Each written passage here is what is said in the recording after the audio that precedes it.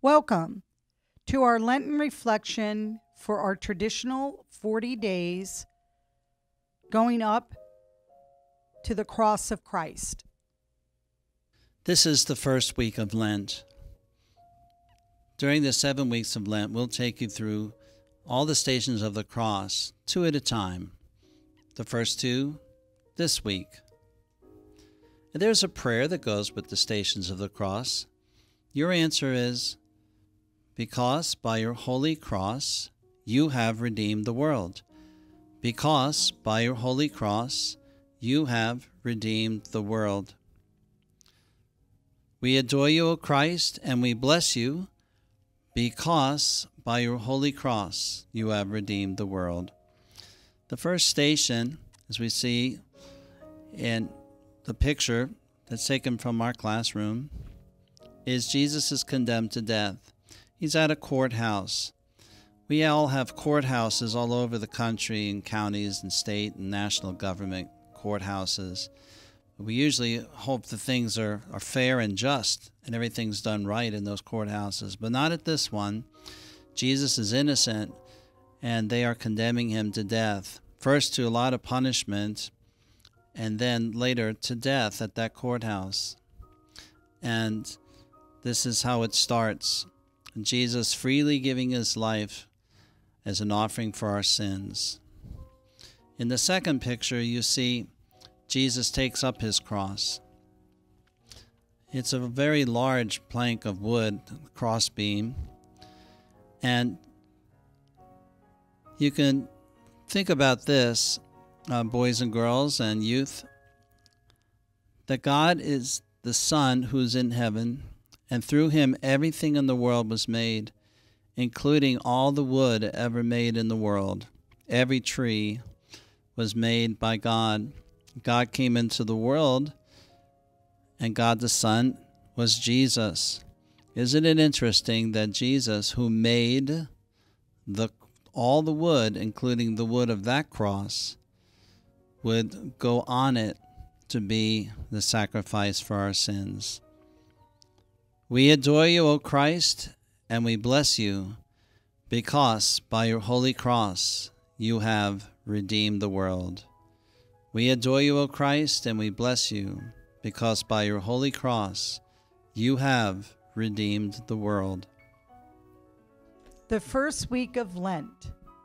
Okay, children, page 251. The first week of Lent, the Church's sacred springtime.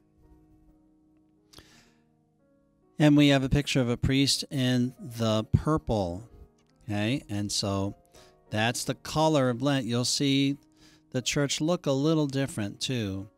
There might be something different done with the cross or less decorations up. I know some churches even put sand out instead of the holy water, do things like that.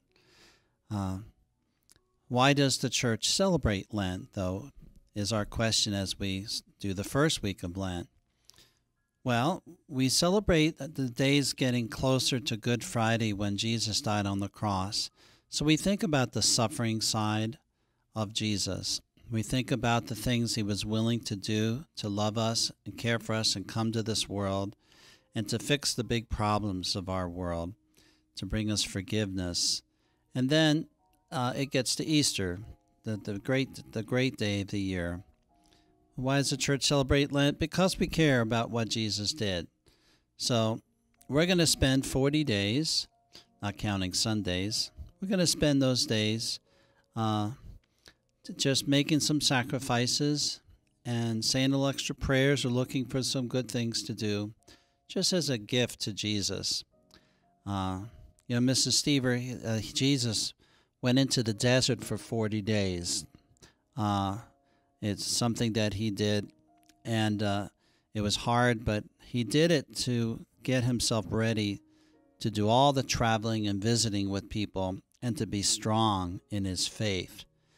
And the ashes are kind of like a symbol of going out ourselves and starting off, very humbly. So you see the picture there, the priest is blessing the ashes. Mrs. Stever, people can receive the ashes on their head like that child in the picture, and they can have a thumb make a print, or they can have them sprinkled on their heads, like a little Right. bit of ashes and just dropped on their head. Which way would you rather receive it if you had the choice?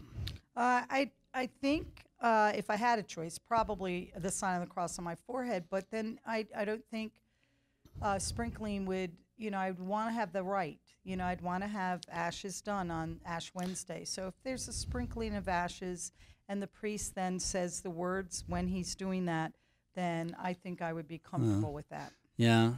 What are the words that you say, Father? Well, remember you are dust, and to dust you shall return. Right. And then the ashes remind us, almost of nothingness, of dust and ashes.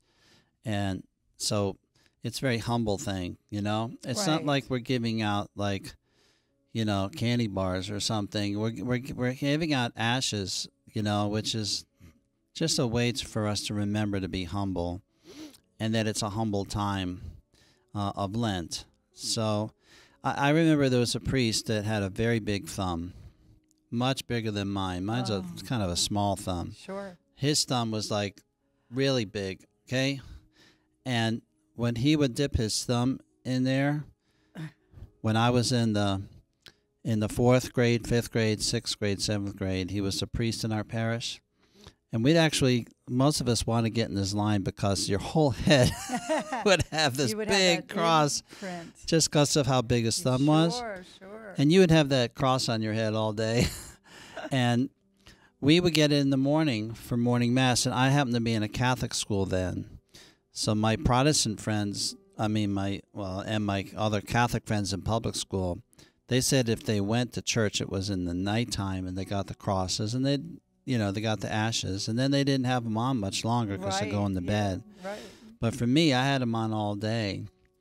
And when I worked in Washington, D.C. at a job before I was studying for the priesthood, I used to get them in the morning too, and I'd have them on during the day.